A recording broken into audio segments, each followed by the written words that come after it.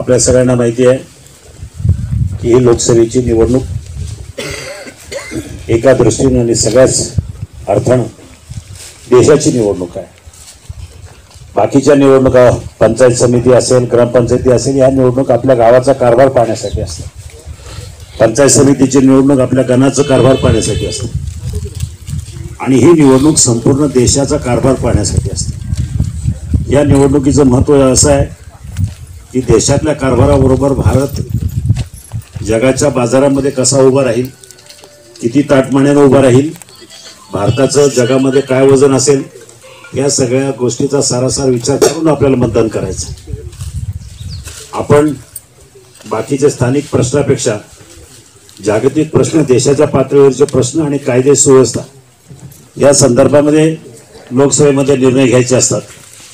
आणि म्हणून आपल्याला भाऊंनी सांगितलं की पंतप्रधान निवडायचं म्हणजे काय करायचं. निवडून गेलेले सगळे खासदार ज्यांची संख्या जर जास्त असेल त्याच पक्षाचा खासदार आमदार पंतप्रधान निवडून येईल. आता मला सांगा, आपल्याकडे दोनच पर्याय आहेत. एक आहे राहुल गांधी आणि दुसऱ्या बाजूला आहेत पंतप्रधान नरेंद्र मोदी. मला नाही वाटत भारतातला कुठलाही सुज्ञ मतदार राहुल गांधीला पसंती देईल.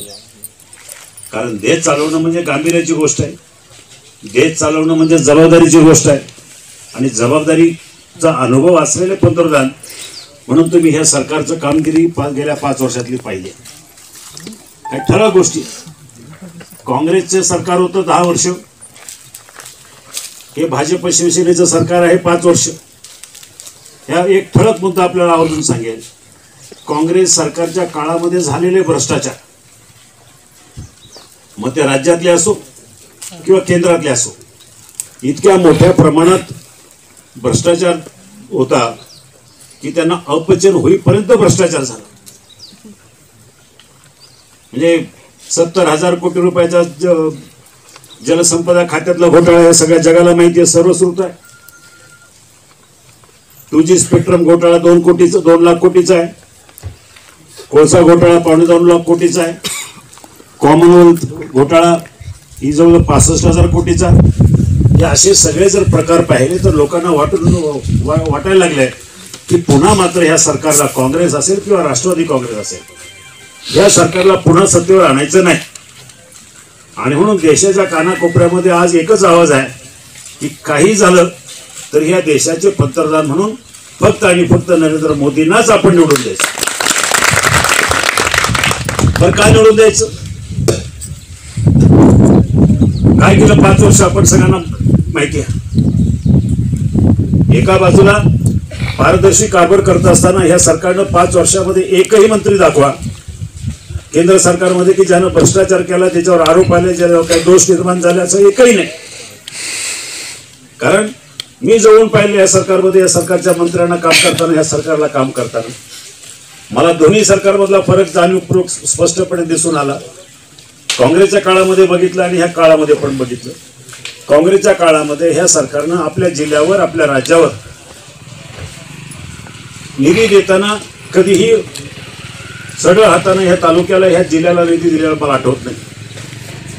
आज आता महत्वाचा प्रकल्प आपल्याला सगळ्यांना माहिती आहे, खेड ते सिन्नर रस्ता. लोक म्हणतात की खेडच्या घाटात ट्रॅफिक आहे, नारायणगावला ट्रॅफिक आहे, इकडे ट्रॅफिक आहे, तिकडे ट्रॅफिक आहे. ठीक आहे, पण याच्यामुळेच जातो मी. आज माझ्यावर आरोप करणाऱ्या मंडळींना मला स्पष्टपणे विचारायचं, 10 वर्ष तुमचं काँग्रेसचं आणि राष्ट्रवादीचं सरकार होतं, त्यावेळेला खेड पासून सिन्नरच्या रस्त्याला तुम्ही रुपये दिला नाही. मी स्वतः 10 वर्ष तुमच्याशी भांड बांधलो, पण काँग्रेसचं सरकार असल्यामुळे या रस्त्याला पैसा टाकला नाही, रुपये दिला नाही.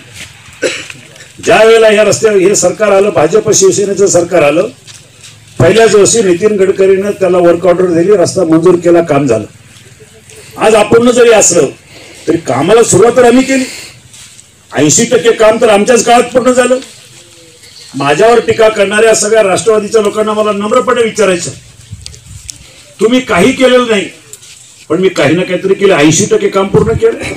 आता एखादं काम जर अपूर्ण राहिलं तर त्याला तुम्ही खासदारांना जबाबदार का धरता? आज बायपासेसला लागणारी जमीन, भूसंपादन जमीन, जी भूसंपादन प्रक्रिया आहे ती शेतकऱ्याची जमिनीची अजून पूर्ण झाली नाही. उदाहरणार्थ आपल्या खेडमध्ये टोल नाक्याच्या बाजूला नदीवर पूल बांधायचा होता, मशिनरी सगळी तयार होती, पण दोन्ही बाजूला पुलाकडे नदीवर जाण्यासाठी पूल बांधायला राजगुरुनगरला बायपासचा दोन्ही बाजूला अप्रोच रोडसाठी जागाच ताब्यात नाहीये. म्हणजे त्या बाजूला जागा उपलब्ध नसल्यामुळे ह्या बाजूला जागा उपलब्ध नसल्यामुळं पुलाचं बांधकाम करता आलं नाही.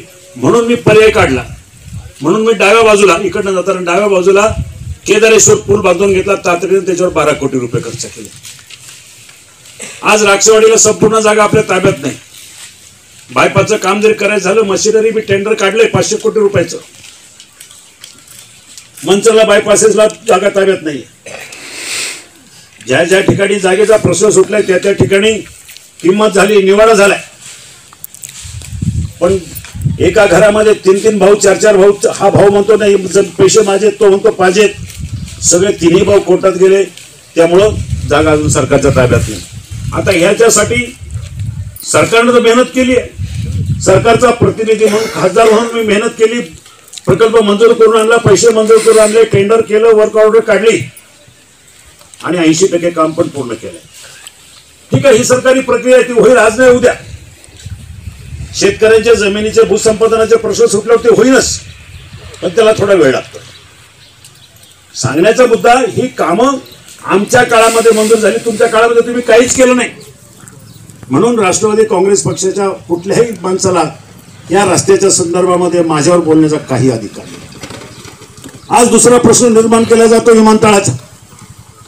तुम्ही सर्व मायबाप आहेत, तुम्ही सगळे साक्षी आहेत. विमानतळाचा ज्यावेळेला प्रश्न निघाला, इकडे विमानतळ होणार आहे, विमानतळ होणार आहे, सर्व माझा शेतकरी बांधव माझ्याकडे आला, मदतीची अपेक्षा केली की आमच्या जमिनी जाऊ नका देऊ. 5,500 एकर जमिनी विमानतळाला पाहिजे होती. मला आज विचारा की ह्या भागातल्या शेतकऱ्यांना, ज्यांना बागायती जमिनी 5,500 एकर जर जात असेल तर शेतकरी रस्त्यावर आला. शेतकऱ्यांनी अपेक्षा केली की खासदार म्हणून तुम्ही आमचं प्रतिनिधित्व करा, आमच्या बाजूने लढा. मी लढलो. मी म्हणालो नाही एअरपोर्ट होऊ देणार नाही, रक्त सांडलं तरी होऊ देणार नाही. आज पण मी म्हणतो बरोबर बोललो मी. याच्यात काय चूक माझी? सगळी इथली सुद्धा लोक होती ना. मग मला सांगा, सगळी लोक होती, मग मला सांगा याच्यामध्ये दोष माझ्यावर का? ज्या लोकांनी विमानतळ कृती समिती, विरोधी कृती समिती केली, ती लोक माझ्याकडे आली. आज ती लोक सुद्धा राष्ट्रवादीमध्ये, काँग्रेस पक्षामध्ये गेली आणि माझ्यावर टीका करतात. हे राजकारण आलंय म्हणून चाललंय. मला फिकर नाहीये, टीका कोणी करो, पण ज्यांच्या जमिनी वाचवल्या, ज्यांच्यासाठी लढलो त्या सगळ्याला माहिती आहे. आज जरी कोणी उघडपणे माझ्या बाजूने आलं नाही तरी मतपेटीमधून सगळा हा समाज, सगळा शेतकरी माझ्या पाठीशी राहिला. बैलगाड्याच्या संदर्भामध्ये टीका करतात. मला एकच सांगायचं, जाहीर आवाहन करायचं आहे, बैलगाडा शर्यती बंद पाडल्या तुम्हीच. काँग्रेसच्या काळातला निघालेला वट हुकूम, त्या वट हुकुमामुळे बैलगाडा शर्यती बंद पडल्या.